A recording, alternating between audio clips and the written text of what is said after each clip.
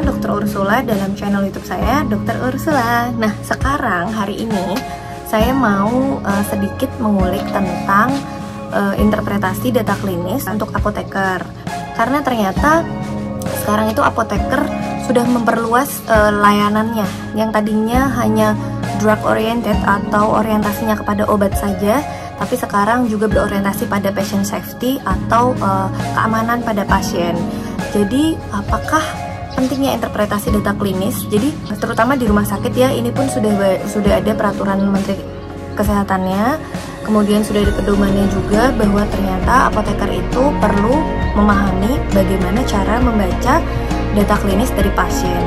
Sebagai contoh kecil aja ya, misalnya ada pasien yang berobat dengan TBC. TBC itu kita tahu ya, tuberkulosis itu pengobatan tidak hanya 1 bulan, 2 bulan, tapi sampai 6 bulan gitu. Bahkan ada yang sampai 2 tahun ketika TBC-nya ternyata jalan-jalan gitu ke otak, ke rahim, atau ke organ lain yang bukan di paru-paru. Nah, ternyata ketika sudah melakukan pengobatan, itu ada keluhan, misalnya si pasien ini matanya kuning atau ada mual muntah.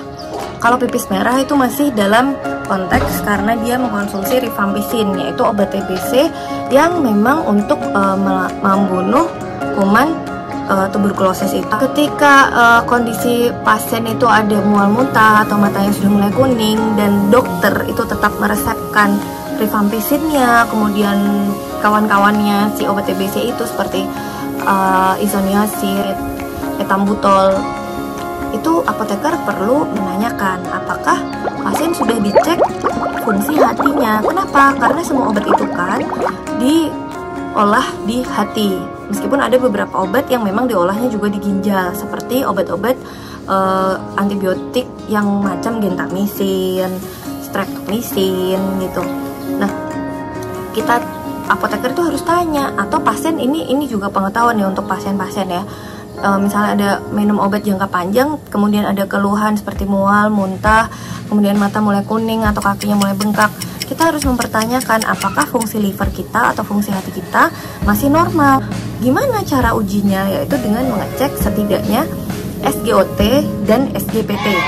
Itu adalah parameter yang bisa ditemukan di darah yang menunjukkan kadar enzim hati.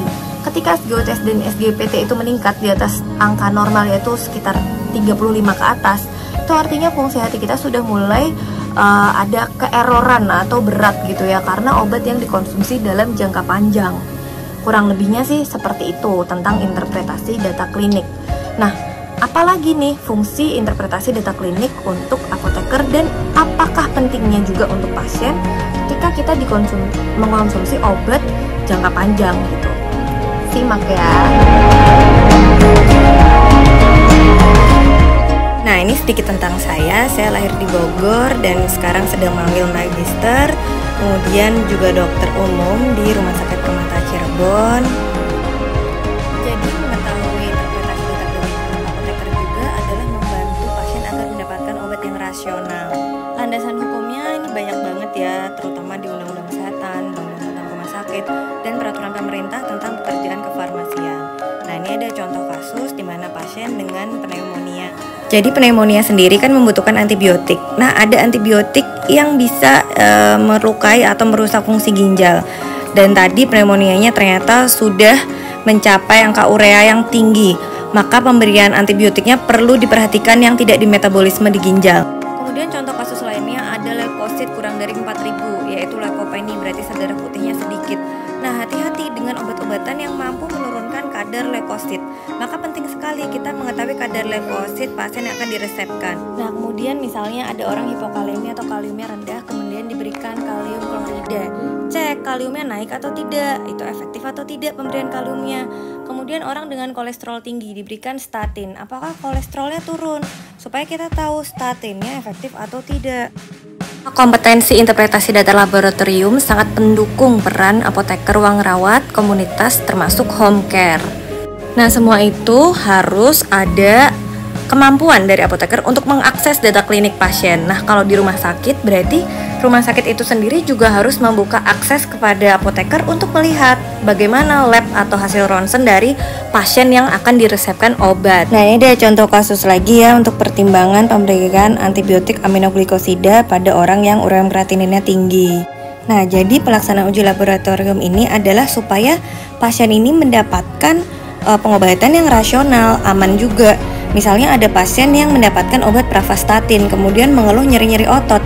Ternyata ototnya ada suatu masalah. Kita cek kadar kreatinin kinase pada darah, dan itu menunjukkan bahwa ternyata ototnya ada perlukaan akibat penggunaan pravastatin yang terlalu lama dan tidak rasional.